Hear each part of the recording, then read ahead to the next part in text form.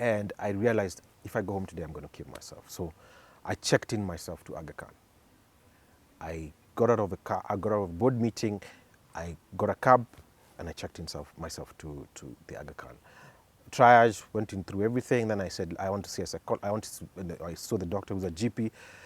And I told him, today, if you guys let me go from here, I'm just going to go and I'm going to commit suicide because I don't have a safe space.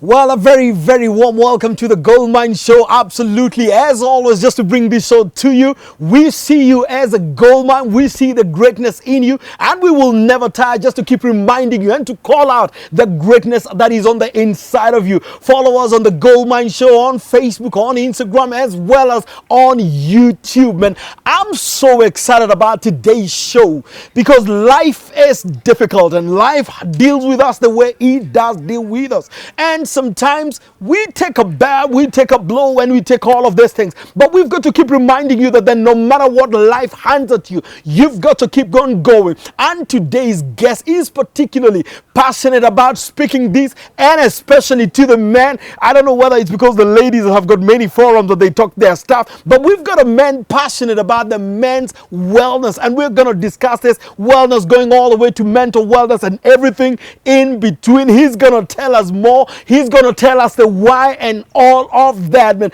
I'm extremely excited to bring my guest, none other than a good man by the name of Magnus. Good stuff, man. Hey, Magnus. Your energy always is like, it's up there. We love it that way, man. This is how it rolls on the Goldmine Show, man. That's good. That's good. So good to have you on the show today, man. And thank you so much for dignifying us with your time. Thank you for the invite. I'm sure we'll get into the details of why men and all of that stuff. But let's start at who is Magnus, man. Let's introduce Magnus to the show. Magnus is a gentleman who just wants to get things right and wants to get men to the space where they're supposed to be. Right. And just encourage men and make sure that men are healthy upstairs, in every part of their body, in every part of their mind, in every part of their life. Right. So that they can be meaningful and give meaningful time into the world. That's really who Magnus is. Right. I am Murage Shukebai, but that's my official name. Right. I built Magnus as a brand just something that started almost like a side thing. Right. And it came from a very deep place. Right. Where I was going through a lot of things. Right. A lot of things, I mean, spiritually, emotionally, financially. Right. And by the time I decided it was not meant to be going out there. It was meant to be something more like a brand that I push a product or something. And it didn't kind of work out in that way, which is interesting. But then I started talking and just started branding myself as that, and people started resonating with it. Right. The name is specifically chosen for that. It's one of those Latin names that means greatness. Magnus means greatness. Yeah, it's magnificent, magnanimous. It comes from that. Right. I'm not saying that I'm that. Human beings, we are all flawed. Just for record. Yep. But I believe there's also something very powerful with how you frame and intentionally put something out there in the world so that people can understand where they're coming from. I speak for men. Right. Unapologetically. Right. I speak for men in every part of their life, relationships. So I speak unapologetically for men. That's what I do. Right. I have no qualms about it. Right. If anyone has a problem with it, that's their problem. I say it's none of my business. Yeah. If you feel that I speak too much for men or tell men stuff, that's none of my business. Yeah. That's your for business. you, I call this men. It's men. It's men, and that's the end. Right. There are even men who come to me or who reached out and say, no, you don't speak for me. I tell them, fine, I don't speak for you, fine, but there's someone else I'm speaking for. Right. So, kakando. Right. Yeah. So you'll always find those kind of people. Right. But I do it because I know that there's a need. And probably shortly I go into my story, but the need for me came from the fact that when I was in a really tough situation, there was really no man to talk to. Right. And when I say really no man to talk to, it was really men would, there's really almost no empathy when men are speaking to each other. And I had to relearn a lot of things, really almost going back to kindergarten to learn, wait a minute, men are not stones, eh? Yeah, we came from this thing of, mwanaume ni kujikaza. Right. Very true, I agree. Strong. Yeah, strong. But when you repress feelings or you repress things in your life, they show up somewhere else. Right. They show up. It's like the, whack-a-mole. Right. I don't know if you know the whack-a-mole, where you go to hit this little mole on this side, inatokea kwa kashimo, unaenda kuigonga inaenda, and then it comes from the other side. Right. So that's exactly what happens when men repress their feelings. You repress this feeling, it'll come So up. repress them there and take them away. He doesn't take it away. It's deep, still there. Deep, deep. It's just bottled in there. It's deep. Right. And it's also a source of disease, if you think about it. Yeah. And one of them is mental health, which Right. I am very passionate about. I speak about men's mental health because I've been through the toughest, darkest times. And it almost absolutely no man would want to associate with me at that point. Magnus, let's go into that dark time. I mean, if that's what inspired it, let's go into what exactly happened for you. Well, I was doing well. I think let's start from 2010. My dad died. My dad died in my arms when I was taken to hospital. My siblings were there. It was a very tough time. It was just me, cab driver, taking him to hospital. And I repressed some feelings about what I was feeling at that time. I never cried during my dad's burial. I shut it down, but that picture remained, of me with him, holding him, and he's dead, or he's dying, his warm body, and me trying to get him to hospital in the middle of traffic jam in Nairobi. You can imagine. Because he died in traffic? Yes. While you're in the cab? Yes, we're in the cab together. So you're trying to rush him to I'm hospital? trying to rush him to hospital, and in the middle I have to make a decision. It's not hospital now it's mortuary, because no hospital. Because you can tell it's changing in the car. It's done, it's done, and I have to make that call, So by the time I got to hospital, I was like, no, let's, just for formality. The doctor said, no, done, we can't, doctors don't take someone who's dead. They won't admit him. They won't admit him. Yep. In fact, he didn't even come out of the car. Right. So I was like, done. Next decision, very quickly got into the car and started taking him to the hospital, to the mortuary. So I repressed. Was there any other family in the cab, or were you there? I was alone. My sister and my mom were there in the hospital. Right. But I told them to stay, just let me handle that, because it was also very hard for them to see him in that position. So Right. I was taking care of it. Now I'm a last one in the family, so, but I don't think I've ever experienced being a last one. It always feels like I'm somewhere still with my firstborn bro, who I respect so much and I love so much. Right. But yes, we tag team together on things, so I never feel like I'm a last one. Right. We always tag team on things. Unfortunately, my brother was not available at that time. Right. So it's just natural. You just kick in and do what you need to do. So 2010 that happened. 2009, 2010 I didn't cry. I repressed those feelings. I repressed everything. My dad and I were very close. We had a very rocky relationship when I was growing up, like every young man. Right.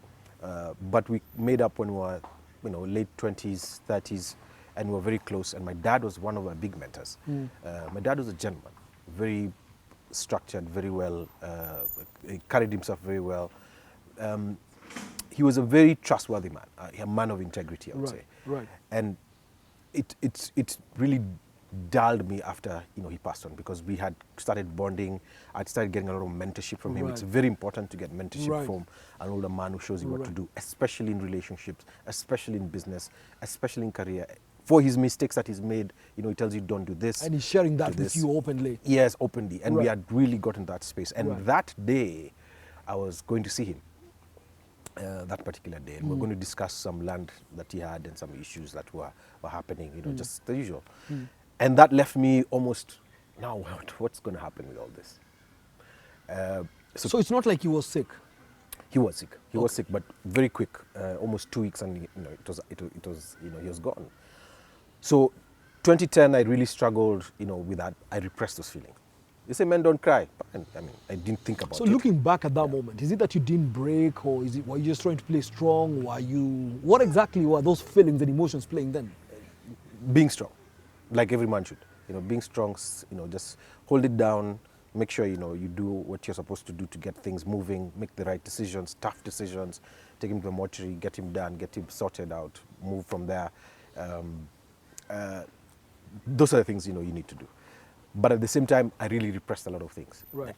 I was really upset and angry that this had happened and had happened so fast. Right. I felt like, I'd lost someone so important in my life just at that moment when my life was, just taking off. you know. Right. And it was really a big loss. So Right. it repressed all those things. One of my kulia, don't cry, men don't cry. Okay, Right. fine. Big deal. Right. But then, moved into a space, corporate space, where things were very difficult also. Corporate space, a lot of corporate spaces are So did toxic. you get to mourn him, really? No. I never got to mourn my dad. When I look back, I never. And I used to have dreams of me mourning him, but then I used to repress it and say, no, man, don't cry.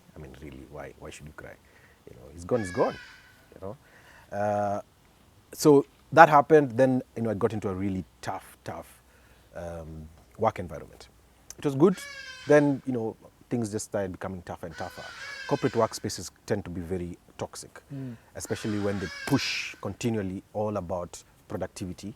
Yet the person who's being pushed to be productive is a human being. It's not a robot. Right. We are not machines where we are oiled and then we are thrown back into work. Right. Even your car needs service. Right. Every so often, and they even calibrate at what point it must go down for service. Yeah. But in the corporate workspace, they don't believe that. Right. You're supposed to produce whether or not. I was in a space where the bosses would tell you openly, I don't care about your problems. And then look at you in the Absolutely. face Yes. and say so. Yes. Whether someone has died, whether you're having an issue, it doesn't matter. None of our business. None of our business. We hired you for results. Yeah. Deliver. Yeah. No reason for not doing something. But as we always know, it's never 50-50. They want 100%, but they won't give 100%. So literally, as you're left almost exposed to everything around you. So I really fought that space. I got out of that space myself, and I asked myself many questions. Why am I in this space? Why is this thing really messing up with my mental health? Because you continue taking in, and it's pressure. It's pressure. And You don't feel valued even in the place you're at. No, none, zero. In fact, you actually feel like a tool. Just to be used, you're a means to an end. You're a means to an end. At the end of it, or you're giving your bonus, but you look at it and say, is this what I worked for? So hard, missed birthdays, missed important things, missed, funerals, missed my taking care of myself first for this, and it never used to quantify. So It doesn't add up. It doesn't add up. Your mental health is more important. That's the time I started realizing, I'm really angry about this, and I need to do something. So in my wisdom, I decided, I'm done. I moved out of the corporate space, and I went into business. 2014, 2015. Best decision of my life, I must say, because things, picked up. Entrepreneurship is hard. It's hard. It really also messes up with your mental health. So you've got to have a lot of things in check. Right. But the freedom that it gives you is different because, I can decide I wake up tomorrow morning and I'm not feeling well and I go to the doctors and nobody's going to ask me.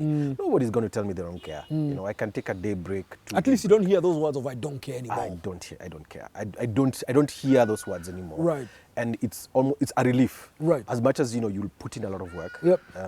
You're happy with the work you're doing. In fact, Right. you do it, without any qualms, without any, you'll work until whatever time. You don't even notice it's 5 or it's 7 or 8. You just keep going. You just keep going. Right. I used to work even at 6 o'clock in the morning. Wow. Just wanting and wondering, do I need to sleep? Do I really need to sleep? You're just I so need to caught finish up this. with what you're doing and finding satisfaction in And what finding you're doing. satisfaction. Right. Unlike when I was in corporate space, the advertising space, where you dread even going to work in the morning. You dread. Now I know very many people. In fact, I'll speak for a couple of people who I know. Went into alcoholism and drugs because of that kind of pressure in the corporate workspace. It's a way to manage the pressure. Yeah. For me, I think because I had stopped drinking in 2012, because I realized a lot of the pressure comes from, trying also to fit in and dull that sense. So I decided I'm not going to dull my senses. I'm going to stay alive, be true to myself. This is how I feel. If I feel angry about it, I'm going to speak up about it. It got me in trouble. It did, of course, in the corporate space. But I'm lucky I didn't jump back into alcohol and drugs to try and numb that pain. I, I said it, and I said it without any bias or any reason for, for not, for keeping quiet. I didn't want to keep quiet about it. You spoke your mind out. I spoke my mind. Right. Yeah, and for many people, people call me arrogant, and people call me all sorts of names. I'm used to it. I say that's none of my business. What they think about me is really none of my business. If they feel offended, that's not my business. But I say corporate spaces just need to be fixed. Anyway, moving that from that, in my business it was doing well, and then for some reason, things really started not working at home. Okay, my spouse was extremely abusive, I would say, and many men, especially right now, who are in this space. When I used to speak about this before COVID, people used to say, "Where's mwanaume? Oh, jile tunasema." But then, after COVID, and I look at entire feeds, Facebook, Twitter, LinkedIn, you'd see men complain that their women don't value them because they don't see how much they're bringing in terms of money.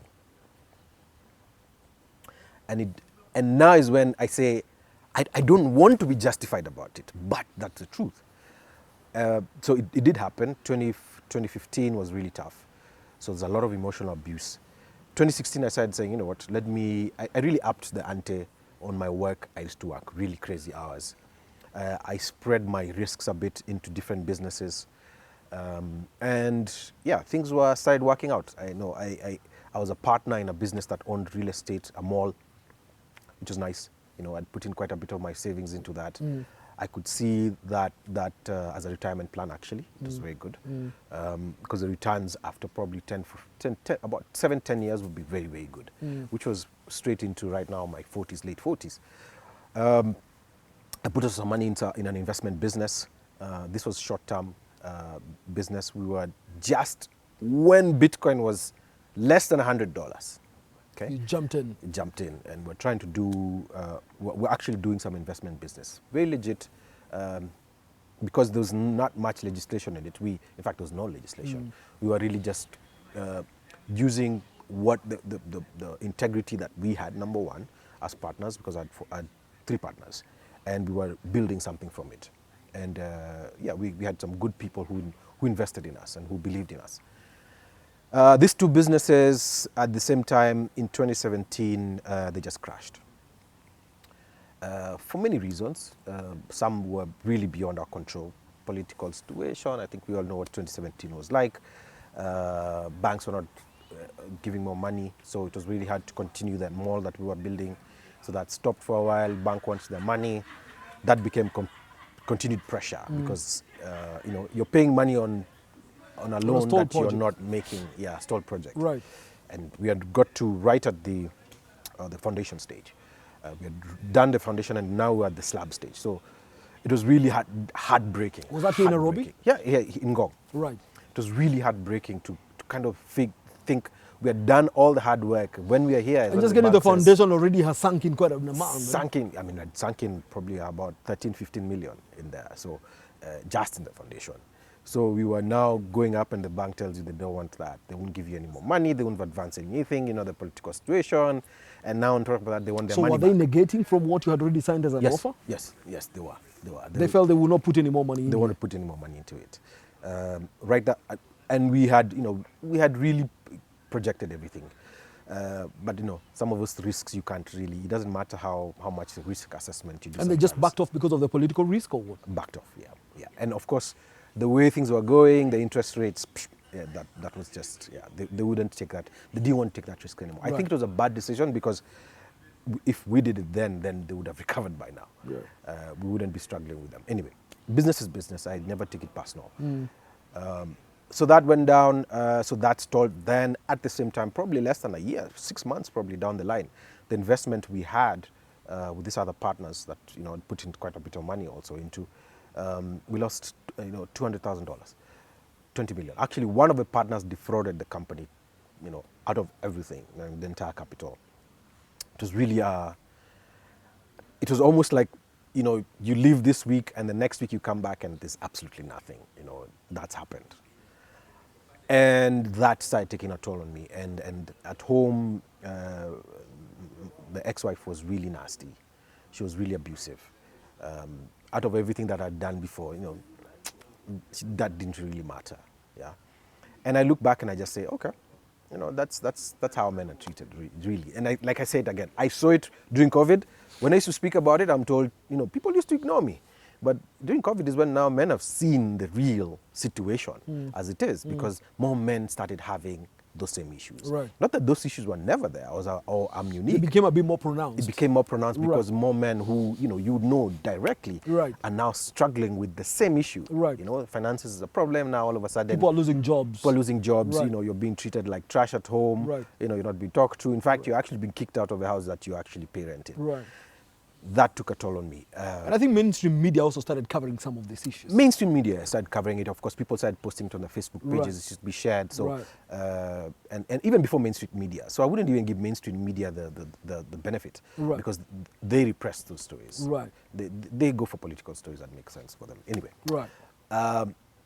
so a lot of the things that men were struggling with were amplified because you, me, all of us who are here Right. know this person particularly. We're able to share their story. We're able to talk about it. Right. We're able to, and that's how it became more pronounced. But I Right. used to say, this is what I used to tell you guys about. This is how we are valued. And that was really taking a toll on me. At some point, one day, actually, we went for a board meeting. Now with this company, they invest actually both sides. This side needed money, this side needed money. And I just came out of that board meeting and I said, I can't handle this pressure anymore. And I realized, I think we've been having fights for, not even fights, I wouldn't say fights because I was not fighting. I was being fought. I was being fought continuously. And I said, if I go home today, I'm going to kill myself. I can't handle this pressure. In the office, it's like this. At home, it's like this. So everything is literally crumbling down. Everything has crumbled. Now you don't know where to pick up Your the pieces. investment on the mall is gone. That is gone. No funding is coming through. Your investment club, Yep. things are not working. Auctioneers on this side, auctioneers on that side, Back in my business, I was a consultant. So consultants, we work alone and then we put teams together. I tried a couple of deals. Actually, I lost quite a bit of money in a couple of deals at the same time. And I was just like, what is happening here? And my partner at that time, my ex-wife, she didn't care. In fact, I remember some of the words that came back to me, which were really, really bothered me, were the same words I used to hear in the toxic workplace. From your bosses out there. I don't care. And I realized, if I go home today, I'm going to kill myself. So I checked in myself to Aga Khan. I got out of the car, I got out of a board meeting, I got a cab, and I checked in myself to the Aga Khan. Triage, went in through everything. Then I said, I want to see a psychologist. I saw the doctor who's a GP. And I told him, today, if you guys let me go from here, I'm just going to go and I'm going to commit suicide because I don't have a safe space. I literally don't have a safe space. And, that's when he called in other professionals who were then able to help me. I went into what I would call a rehabilitation, or it's actually a mental psyche ward. Worst place that any person can ever go to. I never expected that to happen. I tried to, to complain about it, and I was told, shh, keep quiet. When you're in mental psych ward, you have absolutely no rights, by the way. You're a prisoner. You don't have a phone, you don't have anything. You can't talk to the world. It was very depressing because I tried to tell my ex-wife, but I believe she was also very invested in trying to keep me there for many reasons. Okay, and the first time I left there, it was really tough because I went home and I realized I'm alone. I'm really alone. I'm really alone in all of this. I tried to a couple of my friends, very few people who I was trying to talk to. Many of them were not able to kind of empathize, I would say. I wouldn't say that they just didn't understand. For the lack of understanding, yes. Yeah, and that's one of the things that I say I had to sit back and ask myself, for men, this is what men go through. Where other men tell you, come on home, and they pat your back and they walk away. Yet you're really struggling. And you need more than a pat on the back. You need someone who will say, here, I'm holding your hand, this is how you go, decisively. It's very sad because when I look back, I don't blame a lot of the men who tried to, do what they did because they didn't know any better. but when you know better, you do better. And being in that dark place for me, I went again into rehab. I went into rehab twice. I'll not call it rehab. I'll actually call it a mental psych ward. I went twice, and it's because I just couldn't comprehend how This is not hard post it was. Aga Khan. Yes, yes. I couldn't comprehend how hard it was. It was terribly, terribly hard, and because I didn't find anyone to trust to talk to. All this I kept inside. Now we come back to repressing feelings. Right. These things blow up after some Right. point. They do, and sometimes they blow out beyond your control. Something that you can't really hold down. So I believe really strongly in being able to speak for men and just listen to men. And when I started speaking to men, after now all that has went down, 2018, 2019, that marriage broke apart. Thank God, because I believe that really was. It sucked all my energy. It sucked all my energy without giving back anything at all. In fact, it took more than it ever gave from me. And I'm glad that I put a stop to that. I'm glad that I said no, and just took back my power. I'm glad that I said I'm done with struggling and just I need to focus now on myself, selfishly. So 2019, I was literally alone, and a few, I'd say, handful of friends of mine just came to me at that point. But remember, by that time, I'd gone through the really hardest times, and I was still quite a bit ahead. But now this time, at least, I knew I had people who I could trust, men who I could trust, and of course my siblings, and my parent, my mom, who at that point, who I could trust and tell them this is what's going on. And yes, I made it through. I made it through a hard time, a really hard time that I see men going through right now with COVID, and I look back and I empathize. If it was the Magnus of 2015, I would have been pat them on the back and say, utakuwa sawa. To be fine. Yeah, but really that's not what they need at that point. They need to be able to be shown this is what you do now. This is how you take it through. This is how you go into the next phase and to the next phase. And this is what you need to do. Okay? Then pat the person on the back, buy them Because a lot of times I think it's a difficult one, and you're told it's going to be fine. You're trying to figure out how to navigate it. You have no compass per se that is telling you this is then how we move around it. Yes. And I'm telling you it's fine, but I'm leaving you to navigate on your own. And you feel vulnerable at that point in time. Of course. Without direction and all of that stuff. So I think it becomes even harder. Terribly hard. In fact, most of the time, most suicides are men. Number one, across the world. This is a statistic that is just there. It's glaring. But it's very, very funny that feminists actually avoid it because, the truth really, numbers don't lie. Yeah. But most men who struggle would move into suicide very quickly. Because our value, our worth, and has been drawn, trickled down to how much money you have in your pocket. Ability to provide. And not your mental acuity and what you can be able to do. It doesn't matter anymore. So for a man going through a hard time, the worst thing is to try and make him feel like he needs money. That's not what he needs at that point. He needs to be able to have peace of mind, to be able to make decisions, to move from point A to point B, have a lot of resilience. That resilience does not come naturally. It's built in.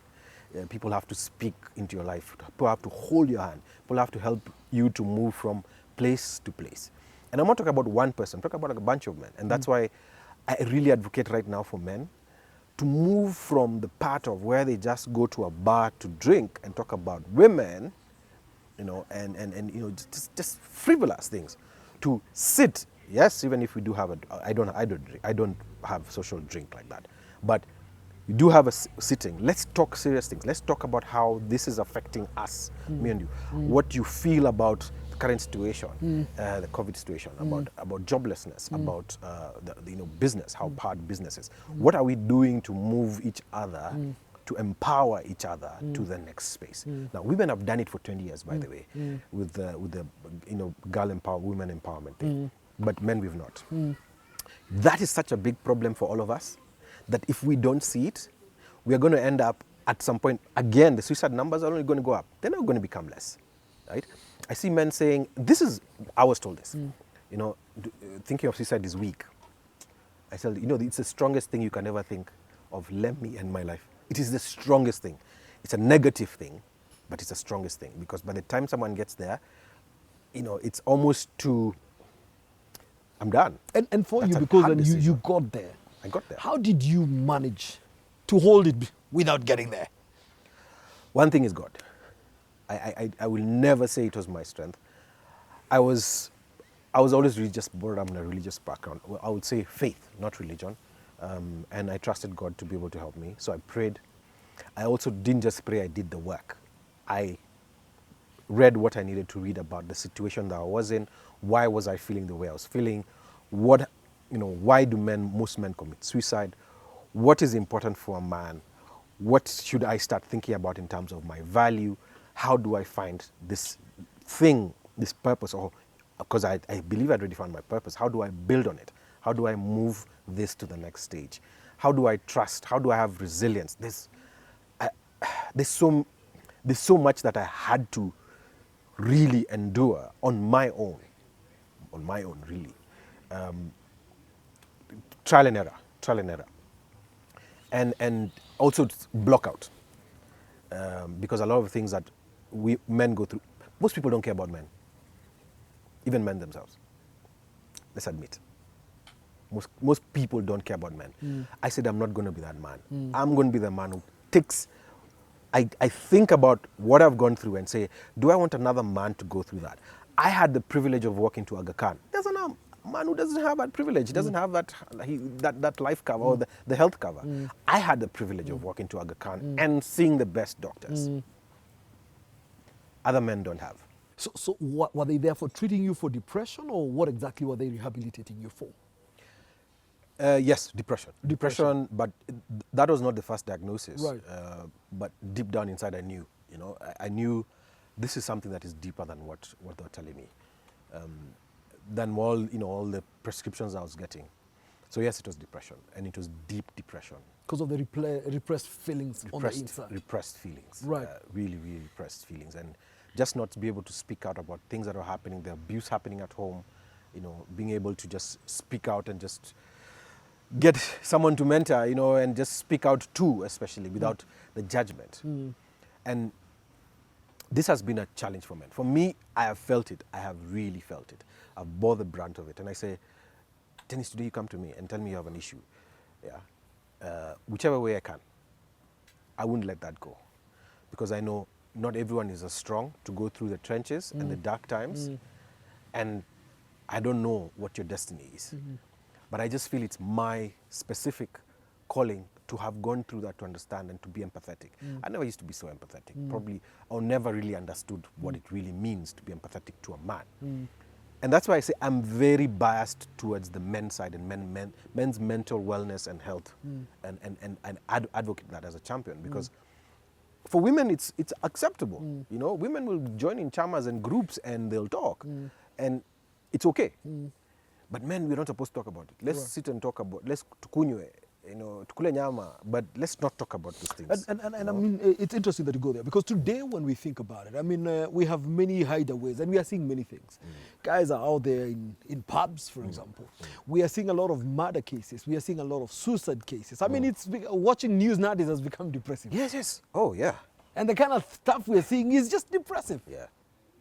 Is that an outcome of these things? It is. Bottled feelings and unexpressed issues? It is a big part of it, and a lot of men are also hiding now behind, of course, substance abuse, whatever substance they're abusing. It could be alcohol, it could be drugs, it could also be sex. A lot of people are hiding within those things, and a lot of men are deep in it. This is what I realized. A lot of men are so deep that it'll take a lot to actually bring them out. And I said, because I know what it feels like to be in those trenches, I am able to reach out and just say, you know what, genuine cases of men who are really struggling to just make it to the next step. I offer my story to them, my lived experience, and I offer to empower them and to help them through this journey, because I know it's not easy. The dark times that they're going through, I look at it and I say, wow, some are really going through darker times. and I look and say, whichever way, if I don't help this guy to the next stage, or I don't hold this guy's hand at least to that place, not to the entire journey, because everyone has to walk an entire journey. To some for reasonable themselves. points. Reasonable point. This might not go too well. All right. So let me put it this way, Magnus.